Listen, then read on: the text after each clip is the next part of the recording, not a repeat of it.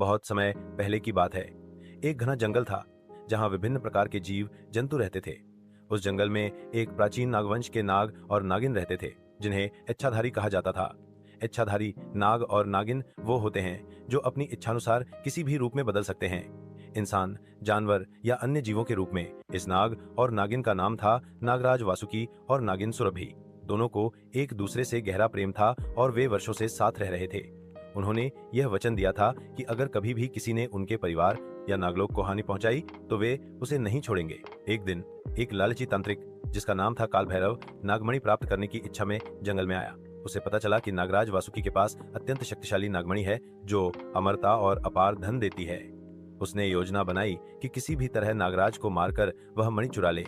एक रात जब नागराज ध्यान में लीन थे, काल भैरव ने उन पर हमला कर दिया। नागिन सुरभि ने समय रहते अपने पति को बचाने की कोशिश की, लेकिन तांत्रिक ने छलपूर्वक नागराज को घायल कर दिया। नागराज ने मरते समय अपनी पत्नी से प्रतिज्ञा ली कि वह उसका बदला अवश्य ले। इसके बाद सुरभि ने तांत्रिक को मारने के लिए इंसानी रूप धारण किया। वह एक सुंदर युवती बनकर गांव में रहने लगी जहां काल भैरव तांत्रिक छुपा हुआ था। धीरे धीरे उसने तांत्रिक का विश्वास जीता और एक दिन जब वह तांत्रिक अपने सबसे कमजोर अवस्था में था, नागिन ने अपना असली रूप धारण कर लिया और उसे विष देकर मार डाला।